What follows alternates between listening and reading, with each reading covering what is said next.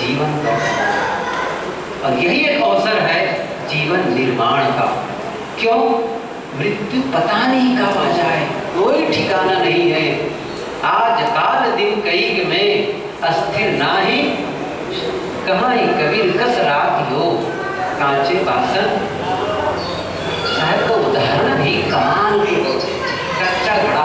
उनकी और पंक्ति है, यह तन कांचा कुंभ है, लिए फिरे थे साथ, टपका लागा फूट गया कछुन आया हाथ।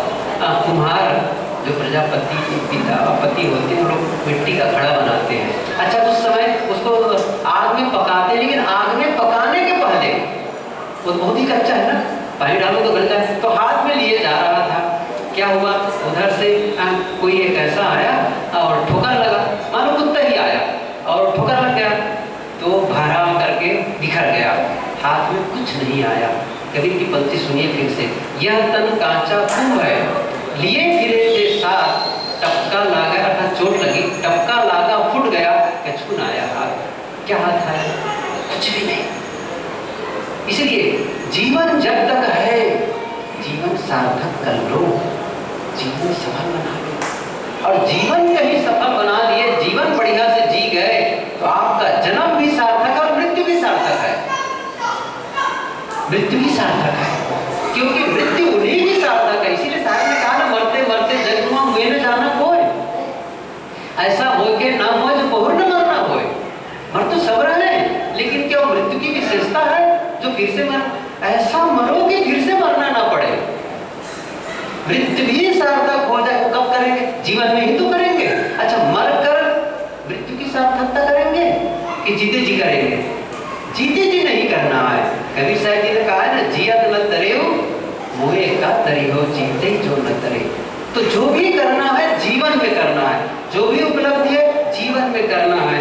महत्वपूर्ण है हम कैसे जिए, इस पर ध्यान दो। तो एक बात तो साफ हो जाएगी, कम से कम मैं अपना हित करूं और लोगों का हित करूं।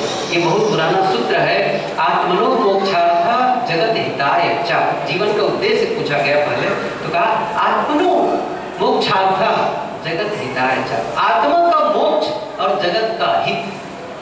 किसी का नाम ले लो, बुद्ध को देखो, महावीर को देखो, कबीर को देखो, आत्मनो मोक्षार्था, फिर जगत हिताय च, अपना मोक्ष, फिर जगत का हित, जगत का हित।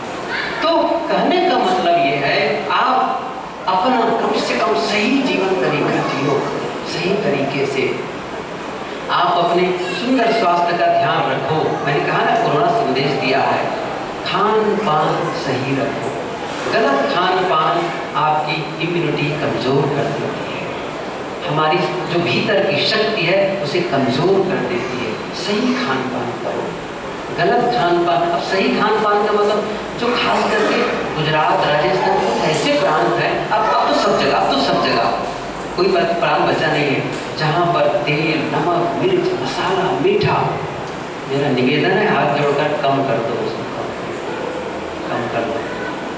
अच्छा, केवल मैं कह रहा हूँ तो अच्छा, आप डॉक्टर के पास जाएंगे, सही डॉक्टर के पास तो क्या रहेगा?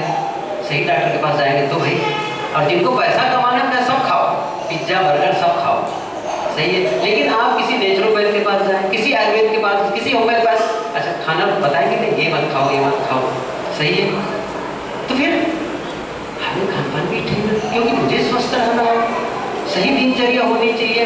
कई लोग अब खाते पीते हैं, लेकिन न कभी एक्सरसाइज करेंगे, न वॉकिंग में, न योगा में, प्राणायाम। अच्छा, मैं पूछ रहा हूँ आप लोगों को, इस सुबह उठ करके मॉर्निंग वॉक जाना अच्छा है कि बुरा है? अच्छा है। अच्छा, सुबह योगा करना, प्राणायाम करना अच्छा है बुरा है? अच्छा, मुझे एक निवेदन है, बताओ, एक प्रश्न है। अच्छा, इसमें कितने लोग कंसिस्टेंटली ये काम करते हैं? 1 2 3 इधर महिलाओं, इधर एक, वो भी आधा हो रहा है। अच्छा, लोग सोच रहे हैं मैं क्या कहना चाहता हूँ। 3 4 लोग आप समझ रहे हैं कि सच है, सही है, फिर भी नहीं कर रहे हैं। तो जब यहाँ संदेश दिया जाएगा प्रवचन के माध्यम से, वो सही बात बताई जाएगी, तो केवल प्रवचन स्थल तक सही लगेगा, लेकिन घर जाते जाते वो गलत हो जाएगा। क्या मैं सही कह रहा हूँ? सही है नहीं है? तो फिर आप, जो आदमी अपने ही स्वास्थ्य का ध्यान न रख सके, और मैं एक चीज बताऊं, क्यों नहीं रखते हैं लोग? अब केवल स्वास्थ्य के नहीं, भी आलस करते हैं, परिवार के साथ बैठने में आलस करते हैं। क्यों? एक चीज आ गई है बीच में, सबसे बड़ा एडिक्शन मोबाइल एडिक्शन। सही कह रहा हूं? वो एल्कोहल से भी बढ़ के है। वो कभी कभी पीते हैं लोग और मोबाइल। आज सबसे पहले नींद खुलने पर जिसकी आराधना पहले होती है वो कौन है? सब जानते हैं। अच्छा, रात में सोते सोते किसका ध्यान करते हुए सोते हैं? कितना बड़ा एडिक्शन। अच्छा, जब भी बीच में समय मिल जाए तो फिर किसका दर्शन करते हैं? कितना बड़ा एडिक्शन है।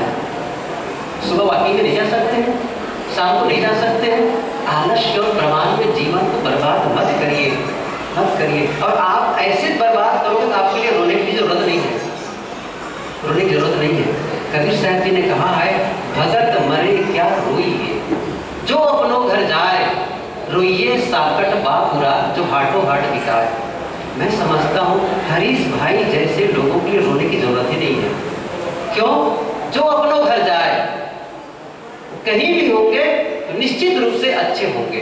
क्यों अच्छे होंगे? क्योंकि यहाँ अच्छे थे, यहाँ उन्होंने सही किया है, तो कहीं भी होंगे उनका पुण्य, उनका प्रभाव, उनके कर्मों का प्रभाव वहाँ मिलेगा और मिलेगा। और हम यदि सही ढंग से नहीं जीवन जिएंगे, सही ढंग से दिनचर्या नहीं अपनाएंगे, तो यहाँ तो दुखी रहेंगे, जहाँ जाएंगे वहाँ भी रहेंगे। क्योंकि आप वहाँ बदल नहीं, मृत्यु के बाद कोई बदलाव नहीं आता है, तो थोड़ा परिवर्तन, बस कुछ नहीं बदलता है, कुछ नहीं बदलता है। आप ही हैं जो वहाँ जाने वाले हैं। आप अपने अपने घरों में थे, आप ही हैं जो यहाँ आए हैं, कोई अलग नहीं है इंसान। ऐसे ही मरने के बाद आप ही होंगे जो वहाँ जाएंगे, और जो सही होगी वही करेंगे। इसलिए आज अवसर है बदलने का, आज अवसर है। तो कम से कम मोबाइल से समय बचाओ, बर्बाद मत करो, उससे बर्बाद मत करो। किसी ने बहुत सुंदर कहा है, जीवन क्या है? व्हाट्सएप और फेसबुक से बचा हुआ समय ही जिंदगी है। सोचिए जरा से, कितनी दुर्गति है। बच्चों से भी संभाल। मैं तो कई बार कहता हूँ कि यदि 15-20 साल के बच्चे हैं, उनसे कहा तो मोबाइल बंद कर दो 15 दिन के लिए, छोड़ दो उसको, छोड़ दो। वो क्या कहेगा? मैं आपको छोड़ सकता हूँ, मोबाइल नहीं छोड़ सकता हूँ। ये स्थिति आ गई है आजकल। समझो इस चीज के, आपको भी संभालना है, आने वाली पीढ़ी को भी संभालना है। खैर, अब मैं कह रहा था इसी प्रकार परिवार के लिए होता क्या है? परिवार जब तक है, पत्नी के रूप में, पति के रूप में, बच्चों के रूप में, भाई के रूप में, तब उनकी आलोचना, उनकी बुराई, उनकी कमी या उनकी निंदा या और भी बातें होंगी, या उनसे सब उनके पास बैठ करके चार बात करने का समय नहीं रहेगा। और जब चले जाएंगे तब रोने लगते हैं। आप अपने घर वालों के लिए समय नहीं दे पा रहे हैं और केवल समय को इधर उधर बर्बाद कर रहे हैं। केवल अच्छा, घर में भी हैं तो भी मोबाइल देखते रहेंगे, तो भी घर के वालों से बातचीत नहीं कर रहे, न माँ से, न पिता से, न पत्नी से, न बच्चे से। ऐसे लोग सही जीवन नहीं जी पा रहे हैं। आपको समय देना पड़ेगा अपने घर वालों के लिए, और अपने काम में भी, जिस काम में करते हैं, जिस काम को भी कर रहे हैं, चाहे आप नौकरी करते हो, चाहे कोई व्यवसाय करते हो, चाहे दुकान करते हो, खेती करते हो, आपको भरपूर समय देना पड़ेगा अपने काम में। काम में समय नहीं देंगे तो आपकी आमदनी घट जाएगी, इनकम घटेगा, लाइफ स्टाइल में अंतर आ जाएगा, परिवार में फिर उसका प्रभाव गलत होने लग जाएगा।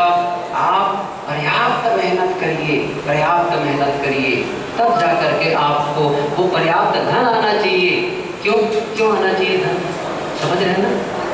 कबीर साहब कितनी ये बातें कहती है, साईं इतना दीजिए जामे कुटुंब समाए। वो भीख मांगने वाले नहीं थे, वो पर्याप्त धन कमा करके जीने वाले थे। तो आलस्य में और बेकार की इधर उधर की बातों में जो आपका जीवन का उद्देश्य ना हो, वहां समय बर्बाद न करो। मैं कहता हूँ कई बार कि कम से कम स्वस्थ जीवन जीने के लिए मेहनत करो, परिवार में आपस में प्रेम का संबंध बने, मधुर संबंध बने, इसके लिए मेहनत करो, और समृद्ध जीवन जीने के लिए मेहनत करो। और अंतिम बात जो हम सभी कहते हैं वो है शांति के अनुभव के लिए, परम शांति का अनुभव रोज महसूस करो, गहरी शांति का आपको रोज महसूस करना चाहिए। ये नहीं है कि मैं 10 साल बाद शांति का अनुभव करूंगा या मरने की बात करूंगा। नहीं, आज दिन क्या खराब है? आज करो, आज भी करो, रोज डे बाय डे करना चाहिए। जब आप बिस्तर पर जाएं तो महसूस करें मैं आज का दिन बहुत अच्छा किया, मैं अपने कर्तव्य का सही ढंग से पालन किया है, मैं अपने कार्य क्षेत्र में सही ढंग से मेहनत की है और अपने स्वास्थ्य का ध्यान रखा है, अपने परिवार वालों के साथ में सही बिहेव किया है, उनके साथ में सही रिश्ता बनाया है। ये सारी चीज़ें ऐसा सोचते हुए सो, और मैं अपनी आध्यात्मिक उन्नति के लिए, मानसिक शांति के लिए भी मैंने अपना समय दिया है। चाहे मैं थोड़ा सत्संग पढ़ा हो, चाहे थोड़ा प्रवचन सुना हो, थोड़ा ध्यान किया हो, थोड़ा चिंतन मनन किया हो, या अपने कोई तराशने और संवारने के लिए मेहनत की हो। आपका जीवन है, आपको तराशना और संवारना पड़ेगा। ये उबड़ खाबड़ जीवन बना करके जी करके सुख और शांति का अनुभव नहीं कर सकते हैं। सुख और शांति का अनुभव होगा जब आपका जीवन संवारा होगा, तराशा होगा। बड़ा सरल है इस चीज को समझना। मैं आपको एक दो उदाहरण बताऊं। जैसे आपके बाल जब स्नान करने के बाद बिखरे हुए, उबड़ खाबड़ है, और आप उसी हालत में घर से बाहर निकलना चाहे काम में, तो घर का जो कोई भी सदस्य, बुजुर्ग है या माँ है, पिता है या पत्नी है, क्या कहें? बाल तो संवार लो, कहेंगे बाल तो संवार लो। तो क्या लगेगा? एक बाल जो संवारा हुआ नहीं है, दूसरा जो संवारा गया है, कौन सुंदर लगेगा? साफ है। अच्छा, एक कपड़ा और एक उदाहरण देता हूँ। आप अपने पूरे कपड़े को वॉशिंग मशीन में धो करके ऊपर रस्सी धूप में डाल दिए, और पूरे घर का कपड़ा, और पूरे कपड़े सूख गए, और सभी कपड़ों को उतार करके ले आए और उसको अलमारी में ठूस दिए। समझ रहे? ठूस के भर दिए ऐसे ही। अच्छा, उसको 2 दिन के बाद जब निकाल के पहनेंगे तो आपको कैसा लगेगा? जिसमें सलवटे हैं, जगह जगह मुड़े हुए हैं, ऐसा ऐसा बिल्कुल ऐसे इस प्रकार से, आपकी फीलिंग्स कैसी होगी? अच्छी नहीं होगी। लेकिन जब कपड़े उतारने पर उसको आपने प्रेस किया बढ़िया से, समझे? प्रेस किया, और प्रेस करके बस इस तरह स्टेप बाई स्टेप कपड़ों के विभाग अलग अलग करके रखे अलमारी में, और सुंदर सा दिख रहा है, उसमें से कपड़ा निकाल करके पहनेंगे, आपको कैसा लगेगा? समझ रहे इस चीज़ को? यही जीवन का नियम है। सवालों जीवन ऐसे न जियो, कोई महत्व नहीं है इस चीज को। हीरा